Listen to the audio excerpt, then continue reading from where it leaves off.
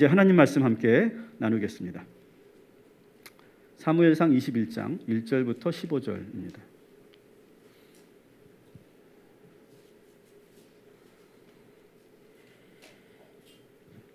자, 지난주 말씀을 여러분 다시 한번 리와인드 해봅시다. 지난주에 다윗과 요나단이 눈물의 이별을 했습니다. 서로가 부둥켜 안고 눈물을 흘리고 흐느끼고 통곡하고 다윗은 3번이나 절하고 그러면서 슬픔의 이별을 했죠.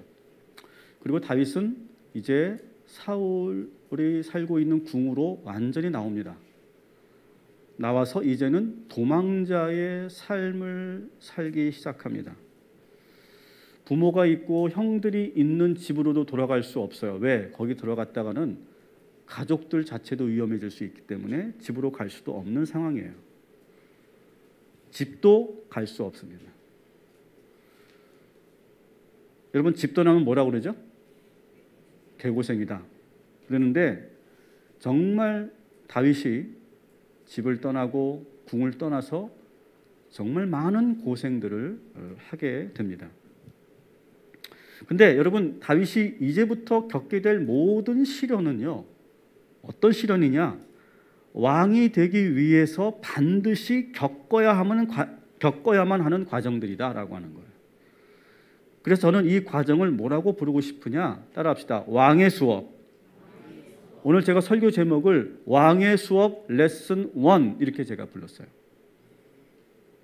하나님께서 다윗을 귀하게 사용하시기 위해서 다윗에게 수많은 연단과 훈련을 시킵니다. 그래서 그가 진정한 왕으로 성장해가는 과정들을 이제 본격적으로 우리가 보게 되는데, 여러분, 이런 시각은 우리들에게도 적용할 필요가 있습니다. 따라합시다. 우리도 왕의 수업을 받고 있다. 여러분, 다윗이 어떻게 왕이 되나, 여러분, 그것이 우리가 영화 보듯이 드라마 보듯이 구경하라는 게 아니에요.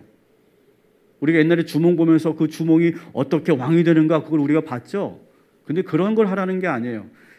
오늘 이 말씀을 보면서 왕의 수업을 받고 있는 다윗을 보면서 우리가 지금 경험하고 있는 왕의 수업을 보자는 거예요. 그것이 목적이에요. 저는 우리 모두가 다윗처럼 왕의 수업을 받고 있다고 믿어요. 근데 여기서 말하는 왕은 정치적인 권력을 잡은 그런 왕을 말하는 것이 아니에요. 제가 말씀드린 왕이 된다는 것은 뭐냐? 상황에 휘둘리지 않는 거예요. 상황에 휘둘리지 않는 거. 이 어떤 코로나 상황에 휘둘리지 않는 거예요. 어떤 그런 어려운 불안한 상황에 휘둘리지 않는 거예요. 그러면서 마귀에게 조종받지 않는 거예요. 그러면서 하나님이 주신 능력으로 주어진 삶을 주도해가는 사람, 이것이 진정한 왕이죠. 다르게 말하면 왕이 된다는 건 뭐냐? 성숙한 그리스도인이 된다는 거예요. 여러분에게 하나님께서 왕의 수업을 통해 여러분의 신앙을 더욱더 성숙하게 만들어 주실 줄 믿습니다. 김난도 선생은 이런 책을 썼습니다. 1000번은 흔들려야 어른이 된다. 참 좋은 제목인 것 같아요. 그래서 김난도 선생은 청년 멘토다 이렇게 불리기도 합니다. 근데 여러분, 청년만 흔들립니까? 50 넘으면 안 흔들립니까? 60 넘으면, 70이면 안 흔들립니까? 장로님 안 흔들리십니까? 우리 모두가 지금도 흔들리죠. 지금도 계속해서 우리는 흔들립니다. 그런데 처음에 우리가 흔들릴 때는요, 요령이 없으니까요, 경험이 없으니까 쉽게 넘어지고 쓰러지죠. 근데 계속 흔들리고 넘어지다 보면 어느 순간부터 요령이 좀 생기는 것 같아요. 요령이. 그래서 잘 넘어지는 법을 우리가 배우게 되죠. 낙법같이. 크게 상처받지 않고 잘 넘어지는 법을 배우게 되고, 조금 더 성장하면 넘어지지 않고 중심을 잡을 수 있는 그런 방법도 터득하게 되는 것 같아요. 그래서 웬만한 일에 내가 쓰러지지 않죠. 그리고 마음의 근육이 생기고 믿음의 근육이 생기면서 웬만한 것을 내가 견딜 수 있는 그런 힘이 생기죠. 좀 더 성장하게 되면 넘어지기도 하죠. 우리가 넘어지는 것은 어쩔 수 없는 거예요. 사람이 아무리 튼튼한 다리를 가지고 있고 단단한 내가 믿음을 가지고 있어도 넘어지면 넘어지는 거예요. 왜? 세상에 우리를 가만 내버려 두지 않습니다. 지진이 일어나면 우리가 중심을 잡을 수 있으니까 넘어지는 거예요. 어쩔 수 없는 거예요. 하지만 다시 일어날 수 있는 힘을 갖게 되죠. 이렇게 여러 번 흔들리고 여러 번 넘어져 보면 뭐가 된다? 어른이 된다. 이렇게 말하는 거예요. 다윗은 지금 이러한 과정을 훈련받고 있는 거예요. 하나님은요, 이 왕의 수업을 다윗에게 일부러 합니다. 왕의 수업을 하면서 하나님은요, 일부러 나타나지 않고 뒤에 숨어 계세요. 그래서 우리가 이 다윗이 왕의 수업을 받을 때 하나님이 잘 등장하지 않아요. 하나님이 직접 말씀하시지 않아요. 숨어 계세요. 일부러. 이렇게 다윗이 왕의 수업을 받는 동안, 그런데 어떤 일이 일어나냐면 하나님은 숨어 계시는데 다윗은 더 간절히 하나님을 찾더라는 거예요. 이게 참 아이러니죠. 그 어느 때보다도 다윗은 간절하게 기도해요. 힘들고 어려운 순간일수록 더욱더 하나님을 찬양합니다. 그때 불렀던 찬양이 뭡니까? 그것이 바로 시편인 거죠. 시편. 제가 이제 금요 심야 때 이제 시편 강의를 시작할 건데 그때 우리가 이 다윗이 불렀던 노래들을 우리가 많이 접하게 될 거예요. 하나님은 뒤에 숨어 계시지만 가장 뜨겁게 하나님을 찾고 기도했던 순간이 다윗에게 있었어요. 그게 바로 왕의 수업을 받는 시간들이었어요. 따라합시다. 우리도 다윗처럼 훈련 중입니다. 여러분, 우리도 그렇게 다윗처럼 지금도 우리는 흔들리고 그리고 우리가 이런 훈련을 통해서 우리도 다윗처럼 왕이 될 줄 믿습니다. 여러분, 그래서 그리스도인은요, 불행이라고 말하지 않는 거예요. 여러분, 사전에 불행이라고 하는 말은 지우세요. 이제부터. 우리 그리스도인은요, 불행이라고 말하지 않고 뭐라고 말하느냐? 따라합시다. 시련. 저는 이 시련이라는 말을 참 좋아해요. 시련이라고 하는 말을 한자로 보니까 시험할 시예요. 시험시. 단련할 련이에요. 액면 그대로 보면 시험을 통해 단련되는 과정, 이것이 바로 시련이라고 하는 거예요. 시련. 다시 이거를 예를 들면 철이 단단해지는 순간, 그죠? 철이 단단해지고 순전해지는 과정을 시련이라고 부르는 거예요. 여러분, 재련한다. 재련이라는 말도 있죠. 재련할 때 그 련자도 같은 련자거든요. 재련한다는 건 뭐예요? 뜨거운 불에 금이나 철을 녹이는 거예요. 풀무불에 금이나 철을 녹여서 거기서 순수한 99.99%의 금을 추출하는 과정을 뭐라고 합니까? 재련이라고 합니다. 다시 말해서 시련이라는 것은 불같은 시험을 통해서 순전해지고 단단해지는 과정, 이것이 바로 시련이라고 하는 것이죠. 여러분, 앞으로 불행하다라고 말하지 마시고 따라합시다. 수업 중이다. 연단 중이다. 여러분, 그렇게 선포하시기를 주님의 이름으로 축원합니다. 그러면서 우리가 기쁘게 훈련받으면서 이 시련 이후에 내가 어떻게 변할지, 이후에 하나님께서 이 시련 이후에 어떤 축복을 주실지, 여러분 그것을 기대하면서 여러분의 그 모든 시련을 즐거운 마음으로 믿음으로 감당하시기를 주님의 이름으로 축복합니다. 자, 이제 다윗이 오늘 어떤 왕의 수업을 받는지 제가 세 파트로 나누어서 말씀을 드릴 건데요. 한번 따라합시다. 레슨 1. 자, 레슨 1 첫 번째 수업을 우리가 들을 건데요. 첫 번째 레슨 1은 뭐냐? 어른이 되는 수업이다. 제가 이렇게 이름을 붙여봤어요. 자, 다윗은 궁을 떠났다고 그랬어요. 사울을 피해서 궁을 떠나서 도망자의 삶을 삽니다. 어디로 도망갔느냐? 지도를 한번 보여드릴게요. 지도를 보시면 기브아가 그 당시 사울 왕 때 수도예요. 예루살렘이 수도가 된 건 한참 뒤예요. 기브아가 수도고 그 기브아에서 다윗이 살다가 사울과 함께 요나단과 함께 살다가 어디로 도망갑니까? 라마로 도망가죠. 라마. 그죠? 라마에는 누가 있었어요? 사무엘이 있었죠. 사무엘이 있는 라마로 도망갔다가 라마와 기브아 사이에서 요나단과 마지막 이별을 하고 어디로 도망갔다고요? 놉이라고 하는 지역으로 도망갑니다. 이 기브아에서 놉까지 약 한 4km 정도밖에 되지 않습니다. 자, 우리 21장 1절을 한번 읽어보도록 하겠습니다. 다윗은 노브로 가서 제사장 아히멜렉에게 이르렀다. 아히멜렉이 떨면서 나와서 다윗을 맞으며 물었다. 동행자도 없이 어떻게 혼자 오셨습니까? 아멘. 자, 이 노비라고 하는 것은 사울 왕 때의 종교 중심지였어요. 그곳에 대제사장 아히멜렉이 있습니다. 자, 왜 하필이면 다윗이 노브로 도망갔을까? 이것은요, 처음에 다윗이 라마로 도망갔던 이유와 동일해요. 라마에는 누가 있었다고요? 사무엘이 있었어요. 그래서 사무엘을 통해서 상담을 받습니다. 자기가 사울 왕에게 있었던 그런 여러 가지 일들을 다 이야기하며 상담을 받습니다. 그리고 라마에 있던 라얏이라고 하는 그 선지자 학교에 있는 곳에 가서 거기서 선지자들과 함께 기도하면서 거기서 영적 체험을 합니다. 다윗이 또 그런 마음으로 이번에는 대제사장을 찾아가야 되겠다. 그래서 그 대제사장 아히멜렉과 함께 상담도 받고 내가 기도도 받아야 되겠다. 그리고 내가 그 성소에서 기도해야 되겠다. 그런 마음으로 지금 그는 노브로 갔던 거예요. 이렇게 다윗은요, 힘들고 어려울 때마다 하나님을 찾고 기도했어요. 이것이 다윗이 앞으로 이 험난한 세상을 살아가는데 아주 큰 힘이 되는 그러한 근거가 되는 거예요. 사랑하는 성도 여러분, 2021년 여러분 어떤 계획을 갖고 계십니까? 어떤 계획을 세우셔도 좋은데 여러분 이것만큼은 잊지 마세요. 여러분 힘들고 어려울 때마다 여러분 하나님을 찾으시기 바랍니다. 성전을 달려오시기 바랍니다. 그리고 부르짖으며 기도하시기 바랍니다. 바로 이 다윗이 그 어려운 시련들을 이겼던 원동력이에요. 그런데 그런 기대감을 가지고 대제사장 아히멜렉을 만나러 왔는데 이 아히멜렉이 표정이 이상한 거예요.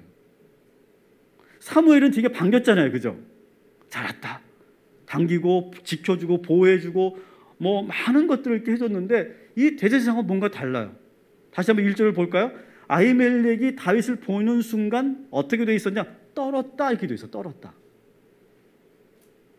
왜 떨었을까요? 아히멜렉도 지금 이 궁에서의 상황을 다 듣고 있거든요. 지금 사울과 다윗이 지금 사이가 되게 안 좋고 사울이 다윗을 죽이려고 한다는 그 소문까지 다 듣고 있었는데 지금 갑자기 전갈도 받지 않았는데 다윗이 딱 나타나니까 야 이거 뭐야? 도망친 건가? 혹시 뭐 다른 생각하는 건가? 내가 이 다윗을 도와주면 이거 내가 또 불이익을 당하는 게 아닐까? 막 여러 가지 생각이 막 복잡하게 도니까 당황스러우면서 떨게 된 거예요. 다윗은 좀 의지하고 기도받고 싶어서 아히멜렉을 찾아갔는데 딱 표정이 보니까 왠지 솔직하게 말할 수가 없는 거예요. 그래서 그 표정을 보고 짐작하고 다윗이 뭐라고 얘기했냐면 2절 3절에 보니까 이렇게 말합니다. 제사장님 걱정하지 마세요. 저는 지금 왕의 명령을 받고 여기 온 겁니다. 왕께서 저에게 비밀스러운 임무를 주셨어요. 그래서 제가 혼자 올 수밖에 없었습니다. 걱정하지 마십시오. 저 그런데 혹시 먹을 것을 좀 있으면 주십시오. 이렇게 말합니다.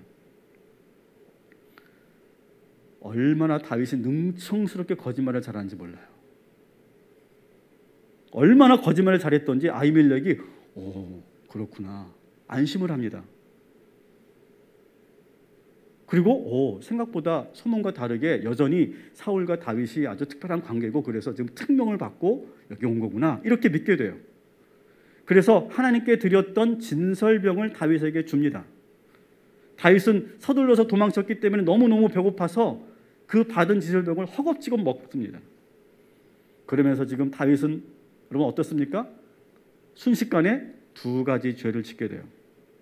첫 번째 뭡니까? 거짓말을 아주 능청스럽게 아주 능숙하게 잘하더라는 거예요. 두 번째 뭡니까? 사실 이 진설병은요 일반 사람들이 먹을 수 없어요. 이것은 하나님께 드렸던 제사기 때문에 제사장들만 먹을 수 있었어요. 근데 그것을 먹은 거예요. 순식간에 거짓말도 했고요 율법도 어긴 거예요. 여러분 이 다윗의 행동을 여러분 어떻게 생각하십니까? 여러분 거짓말은 무조건 나쁜 거잖아요. 어떻게 생각하세요? 거짓말하면 안 되잖아요. 그렇죠? 나쁜 거죠. 거짓말하지 말고 뭐라고 했어야 돼? 나 도망쳤거든요. 저 좀 도와주시면 안 되겠어요? 그러면 도와줬겠어요? 저는 이 부분에서 이걸 우리가 어떻게 해석해야 될까? 그러다가 우연히 제가 김소월 시인의 시를 하나 제가 발견하게 됐어요. 김소월 시인이 썼던 시 중에 이런 시가 있습니다. 나는 세상 모르고 살았노라. 어떤 분들은 이것을 송골매의 노래라고 생각하는데, 배철수가 불렀던 노래라고 생각하는데, 이거는 김소월의 시입니다. 근데 이 김소월의 시가 어른이 된다는 것이 무엇인가를 아주 기가 막히게 표현하고 있더라고요. 제가 그 시를 잠깐 여러분에 소개하겠습니다. 첫 번째 연을 보면 우리 한번 같이 읽어볼까요? 가고 오지 못한다는 말을 철없던 내 귀로 들어노라. 만수산 올라서서 옛날에 갈라선 그네님도 오늘날 배울 수 있었으면. 그냥 노래 부를 땐 무슨 말인지 몰랐는데 깊은 뜻이 있더라고요. 철든다는 거, 어른이 된다는 건 뭐냐? 죽음이나 이별처럼 가고 오지 못하는 게 죽음에 대한 이별이죠. 가고 오지 못하는 가슴에 사무치는 슬픈 일들을 수없이 겪는 것이 어른이 되는 것이다. 다시 만날 수 없는 그 눈물의 이별을 수없이 하면서 한 사람이 어른이 되는 것이다. 이런 거예요. 두 번째가 뭐냐? 두 번째가 더 멋있어요. 두 번째는 그리고 가까운 이들과 갈라질 수밖에 없는 상황, 헤어질 수밖에 없는 상황, 그것을 뼛속 깊이 그리워하며 슬픔의 맛을 새기는 거죠. 옛날에 갈라선 그네님도 오늘날 배울 수 있었으면. 그래도 만날 수 없어요. 이런 이별의 슬픔을 뼛속 깊이 그리워하면서 슬픔을 간직하고 있는 사람이 바로 어른이다. 기가 막히지 않으세요? 이런 표정은 저는 은혜 받았어요. 은혜 받았어요. 두 번째 예를 봅시다. 여기 이제 다윗의 해당되는 이야기가 나오는데요. 자, 같이 읽어볼게요. 나는 세상 모르고 살았노라. 고락에 겨운 입술로는 같은 말도 조금 더 영리하게 말하기도 지금은 되었건만 오히려 세상 모르고 살았으면. 자, 어린이라는 건 뭐냐? 같은 말을 어떻게 하는 거예요? 조금 영리하게 돌려서 말할 줄 아는 것이 어른이 되는 것이다. 다윗이 딱 아히멜렉의 표정을 보면서 순간 영악스럽게 말을 하죠. 그래서 뭐가 된다고요? 어른이 되는 과정이에요. 자, 한 년을 더 보겠습니다. 한 년도 참 감동적인데요. 세 번째 연. 돌아서면 무심타 하는 말이 그 무슨 뜻인 줄 알았으랴. 제석산 붙는 붓을 옛날에 갈라선 그네님의 무덤에 풀이라도 태웠으면. 아멘. 이건 뭐냐면 정말 따뜻하게 살갑게 지내던 관계들이 있습니다. 우리 영원히 우리 우정 잊지 말자, 우리 사랑 변치 말자, 막 그렇게 했다가 갑자기 원수가 되는 거예요. 갑자기 돌아서면서 뭐가 되는 거예요? 무심해지는 거예요. 냉랭해지는 거죠. 여러분, 우리가 살면서 이런 관계가 얼마나 많습니까? 다시는 그때 정말 그렇게 친했던 친구들이 무심해지는 과정들, 그러한 그 사무치는 슬픔에 그런 냉랭해지는 그런 소름 돋는 그런 일들을 겪으면서 어른이 된다는 거죠. 시인은 이런 것을 난 경험하지 않고 싶다. 난 이런 것을 모르고 나는 세상 모르고 살고 싶다. 이렇게 노래하는 것이 바로 이 김소월의 시입니다. 여러분, 다윗은 지금 거짓말을 한 죄인이라기보다 소년에서 어른이 되는 과정을 지금 겪고 있는 거예요. 서글픈 과정. 아히멜렉을 딱 보고 순간 표정을 보면서 얼굴 하나 변하지 않고 거짓말을 능숙하게 하는 그런 한 인간이 되는 거죠.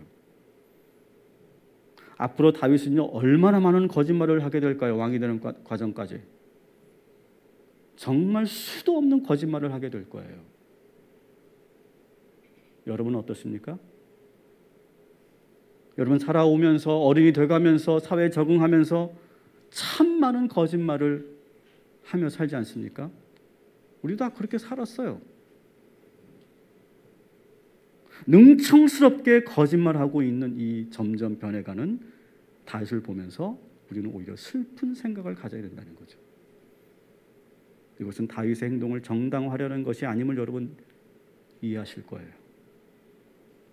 이것이 첫 번째 다윗이 왕이 되는 수업에서 겪었던 과정이에요. 따라합시다. 레슨 2. 아주 크게 좀 해주세요. 레슨 2. 자, 두 번째 수업인데요. 두 번째 수업은 뭐냐? 다윗은 아주 뼈아픈 실수를 합니다. 오늘 본문에서. 우연처럼 보이는 아주 작고 사소한 문제를 그냥 지나치는 실수를 합니다. 어떤 일이냐? 7절 한번 같이 읽어볼게요. 같이 읽습니다. 그런데 바로 그날 사울의 신하 가운데 한 사람이 그곳에 있었는데 그는 주 앞에서 하여야 할 일이 있어서 거기에 머물러 있었다. 그의 이름은 도액인데 에돔 사람으로서 사울의 목자 가운데서 우두머리였다. 아멘. 자, 다윗은 높에서 지금 대제사장과 이런저런 이야기를 나누고 떡도 얻어먹고 그러면서 같이 교제하고 있는데 때마침 누가 나타났냐 하면 사울의 신하였던 도액이 나타납니다. 이게 자칫 잘못하면요 도액이 이것을 바로 사울에게 달려가서 잃으면 큰일 날 상황이에요. 근데 이 도액이 표정 관리를 잘합니다. 아무 일이 없다는 듯이. 다윗도 도액을 보긴 봤는데 전혀 마치 못 본 것처럼 그렇게 지나가기 때문에 다윗도 걱정하지 않고 신경 쓰지 않고 그냥 가게 내버려 둡니다. 그런데 이것이 나중에 화근이 돼요. 다음 장에서 우리가 다음 주에 보게 될 텐데 이 일로 인해서 아주 끔찍한 일이 벌어집니다. 자기를 도와주었던 이 아히멜렉과 그 노베에 있던 모든 제사장들을 사울이 다 몰살시킵니다. 왜? 다윗을 도와줬다는 이유 때문에. 이 끔찍한 이 사건을 알게 되면서 다윗이 가슴을 치면서 크게 후회하는 그런 대목이 22장 22절에 나옵니다. 한번 같이 읽겠습니다. 다윗이 아비아달에게 말하였다. 그날 내가 에돔 사람 도액을 거기에서 보고서 그가 틀림없이 사울에게 고자질하겠다는 것을 그때에 이미 짐작하였소. 제사장의 집안이 몰살당한 것은 바로 내가 책임져야 하오. 아멘. 뼈아픈 실수를 해서 그때 내가 도액을 분명히 봤는데 도액이 분명히 지금 고자질할 것을 내가 예측하고 있었는데 짐작하고 있었는데 그때 내가 그냥 그걸 지나쳤구나. 그래서 이렇게 끔찍한 일이 나 때문에 일어났구나 라고 해서 가슴을 치면서 후회합니다. 다윗은요 앞으로 이런 뼈아픈 실수를 여러 번 합니다. 여러 번. 여러분 근데 여러분 언제 지혜가 생깁니까? 실수를 많이 하면 할수록 넘어지면 넘어질수록 우리는 지혜가 생겨요. 뼈아픈 실수를 하면 할수록 우리가 많은 인생의 경험을 배우죠. 아 이렇게 하면 안 되는구나. 절대로 이렇게 하면 안 되는구나. 이것을 배우게 돼요.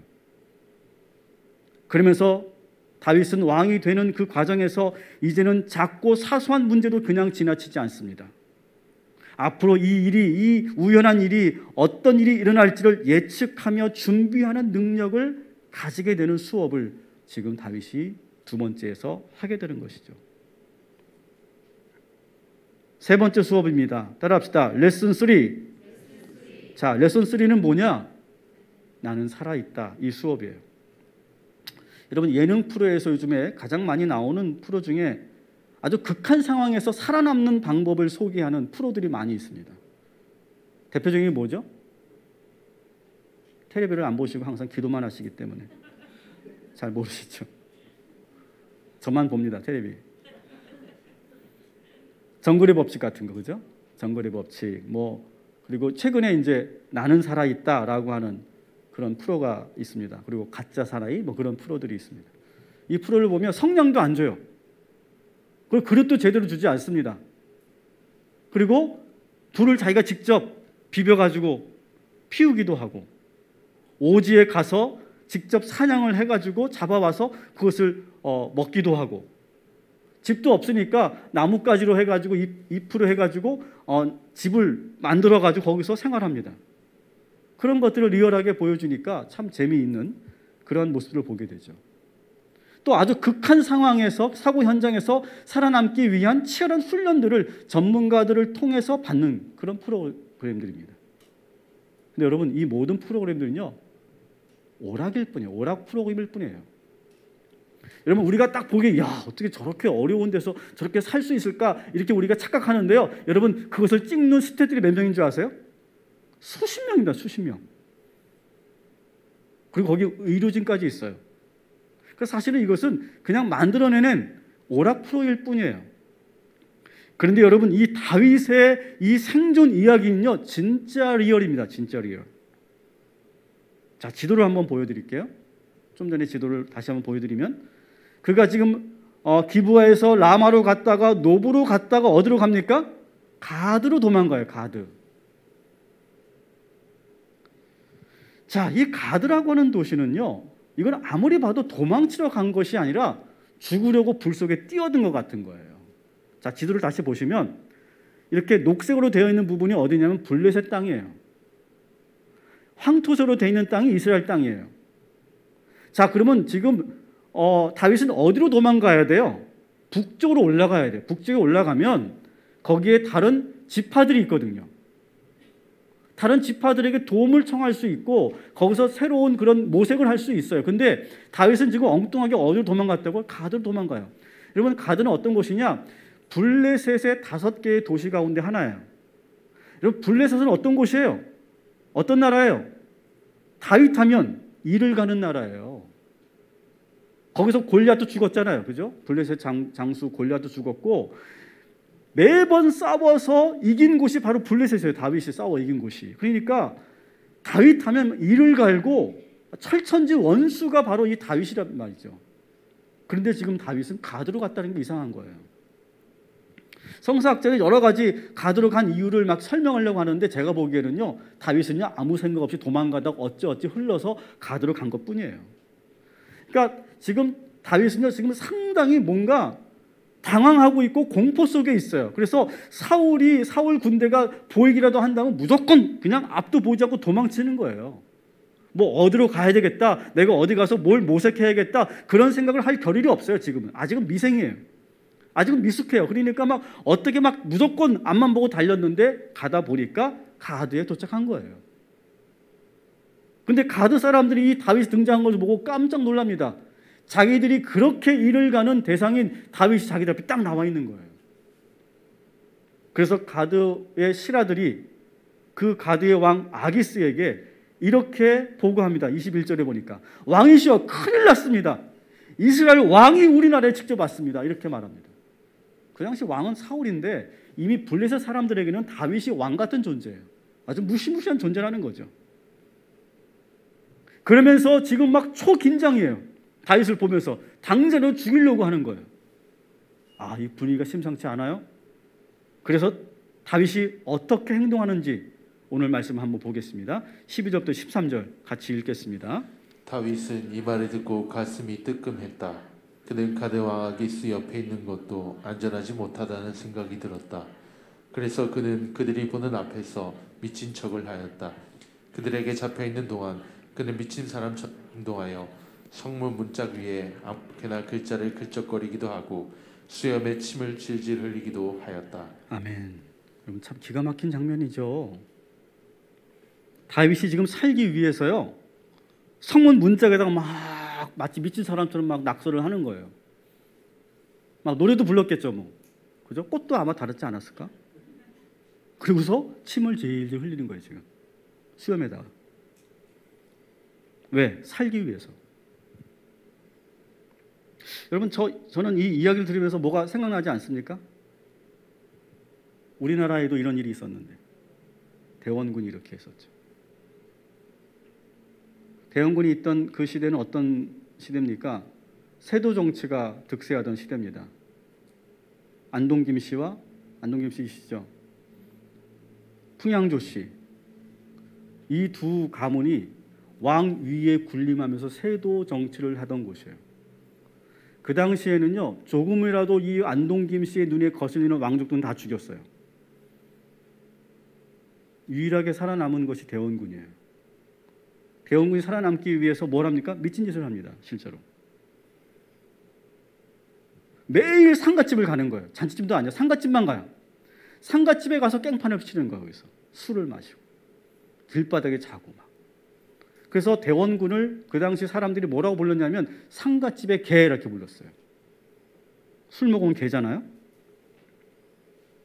상갓집의 개라고 불렀어요. 이렇게 해서 끝까지 살아남아서 그의 둘째 아들 이명복을 철종의 후계자로 왕으로 세우는 일을 아주 은밀하게 진행을 합니다. 그가 바로 누굽니까? 고종이죠. 고종. 그 후에 이 대원군은 안동 김씨를 몰아내고 정치적으로 자기가 밑바닥에서부터 미친 개소리 들으면서 밑바닥에서부터 보고 느낀 것을 토대로 해서 조선을 개혁해 나갑니다. 다윗과 대원군을 통해 우리가 볼 수 있는 것은 왕이 되기 위해서는 어떠한 상황에서도 살아남아야 된다는 거 일단. 여러분 2021년 어떠한 상황에서도 승리하시기를 주님의 이름으로 축복합니다. 믿음으로 살아남기를 주님의 이름으로 축복합니다. 절대로 여러분 스스로 포기하지 마세요. 운전대를 내려놓지 마세요. 꽉 붙잡으시고 정신 똑바로 차리고 하나님만 바라보면서 기도하면서 2021년도도 승리하시기를 다시 한번 주님의 이름으로 축복합니다. 그런데 이 과정을 통해서 모든 걸 내려놓고 미친 짓을 하면서 밑바닥까지 떨어지는 이 경험을 통해서 다윗은 많은 것을 경험합니다. 뭘 경험했냐? 밑바닥에서 다윗은 수많은 백성들을 만나요. 특별히 어떤 백성들이냐? 사회에 적응하지 못하고 밀려나고 도태된 사람들을 만나기 시작합니다. 우리가 이제 그 다음에 아둘람 동굴의 이야기에서 우리가 이 이야기를 하게 될 텐데 밑바닥에 떨어지면서 밑바닥 생활을 하면서 미친 사람 행세를 하면서 거기서 수많은 백성들을 만나면서 거기서 이 나라가 어떻게 해야 되는지 내가 왕이 되면 어떤 왕이 될 것인지를 놓고 고민하고 준비하기 시작한다는 거예요. 이것이 바로 다윗이 이제 왕의 수업을 받았던 세 가지 공부였다는 것이죠. 말씀을 정리합니다. 다윗은 세 가지 공부를 했습니다. 레슨 1, 어른이 되는 수업을 했어요. 여러분, 어른이 되는 과정은요, 정말 위험한 과정이에요. 어른이 되는 과정은. 어른이 되는 이 과정 속에서 여러분 잘못하면 뭐가 됩니까? 괴물이 돼요. 여러분, 다윗이 이렇게 능숙능란하게 거짓말을 계속한다고 생각해 보세요. 계속 거짓말을 계속하고 거기에 대해서 계속 양심의 가책을 느끼지 않고 계속 거짓말을 계속 거듭거듭 하게 되면 어떻게 될까요? 그도 괴물이 되는 거예요. 그런데 다윗은 힘들고 이 거친 시간을 보내면서 괴물이 되지 않고 자기 자신을 잘 지켜냅니다. 무엇 때문에? 하나님께 회개했기 때문에. 깨어 있었기 때문에. 여러분, 우리가 예배 때마다 항상 하나님 앞에 회개기도하는 이유는 뭡니까? 우리가 괴물되지 않기 위해서. 여러분 솔직히 그렇잖아요. 여러분 한 주간 얼마나 많은 거짓말하면서 사셨습니까? 그죠? 얼마나 많은 인간적인 생각을 하고 얼마나 많은 세상적인 그런 방법으로 우리가 동원하면서 살았습니까? 계속 그렇게 살아보십시오. 어느 순간 나도 그런 것들이 전혀 양심의 가치 느껴지지 않고 다 괴물이 되어버리는 거예요. 다윗은 이렇게 거친 세상에서 산전수전을 다 겪지만 끝내 항상 어린아이와 같은 순수한 마음을 잃지 않습니다. 그 유일한 방법은 뭐냐? 하나님께 예배하고 하나님을 두려워하는 거예요. 따라합시다. 예배하고 하나님을 두려워하자. 하나님을 두려워하면서 회개하는 거예요. 계속 이것을 했더니 다윗은 왕으로서 많은 그런 흠도 있고 많은 죄를 지어가면서도 그 앞에서 하나님 앞에서만큼은 어린아이처럼 막 뛰면서 찬양하는 그런 순수한 믿음을 갖게 됐더라는 거예요.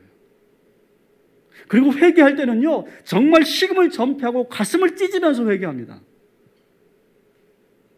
그것이 바로 다윗이 괴물이 되지 않는 과정이었다는 것이죠. 여러분, 우리도 변질되지 않고 성숙한 그리스도인들 되시기를 주님의 이름으로 축복합니다. 두 번째 수업은 뭐냐? 이 뼈아픈 실수를 통해 다윗은 잊지 않습니다. 여러분에게도 있을 거예요. 그때 그 뼈아픈 실수를 내가 다시는 하지 않으리라. 여러분, 그걸 잘 기억하세요. 여러분 인생의 수많은 뼈아픈 실수를 통해 여러분이 배우고 느꼈던 것들을 여러분 토대로 해서 다시 시작하면 하나님께서 우리들에게 새로운 길을 열어주실 줄 믿습니다. 따라합시다. 나는 살아있다. 여러분 절대로 죽지 마세요. 절대로 여러분 인생의 운전대를 놓지 마세요. 하나님께서 여러분과 함께하여 주실 줄 믿습니다. 저는 좀 감동됐던 게 다윗이 한번 미친 짓을 하고 그 가드 땅을 나왔다고 생각해 보세요. 한번 여러분이 다윗이라면 어떻게 됐을까요? 야, 이거 내가 뭐 하고 사는 거냐? 내가 뭐 하려고 이런 짓까지 하면 내가 이렇게 살아야 되나? 자괴감에 빠지거나 깊은 상처에 빠지지 않겠어요? 보통 사람은 그렇습니다. 우리가 이렇게 가면을 쓰고 막 이렇게 서비스업하거나 감정 노동자들을 보면요, 막 그렇게 하다 집에 들어오면요, 허탈합니다. 내가 뭘 하러 내가 이렇게 굽신굽신거리면서 내가 이렇게 살아야 되지? 그래서 막 그 우울증에 그 감정을 조절하지 못해서 힘들어하는 그런 현대인들 너무 많다고 그러죠. 다윗도 충분히 그럴 수 있는 상황이거든요. 자, 그런데 반전이 여기에 있어요. 그는 오히려 그런 미친 짓을 하고 나서 상처받지 않고 오히려 하나님을 찬양해요. 자, 성경을 가지고 시편 34편을 펼치세요. 오늘의 반전이에요. 시편 34편.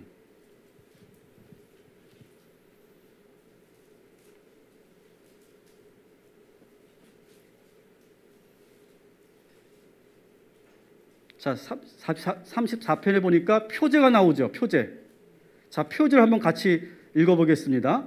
다윗이 아비멜렉 앞에서 미친 채 하다가 쫓겨나서 지은 시예요.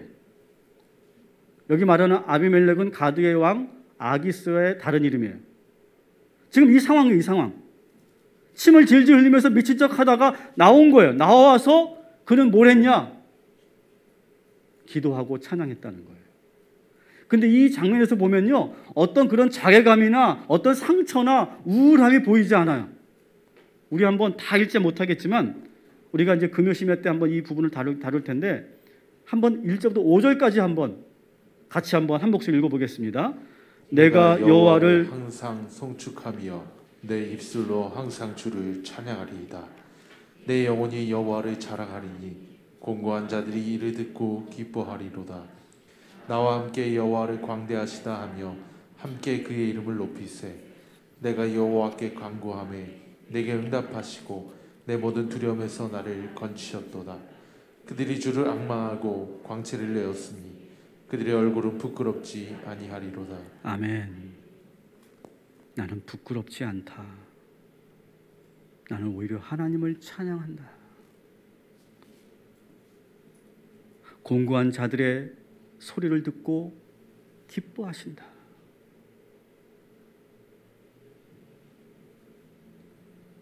다윗은요, 대원군은 미친 채 하면서 가슴에 뭘 품었습니까? 칼을 품었어요. 두고 보자. 저 안동김 씨들 내가 다 죽인다. 칼을 품었어요.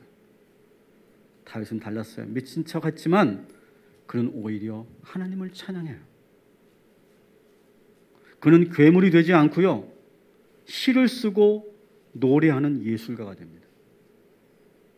다윗이 위대한 이유는요, 전쟁을 잘하고 정치를 잘해서 위대한 것이 아니라 그러한 거친 세상에서 그는 섬세한 감성을 갖고 노래할 수 있는 예술가였다는 거예요.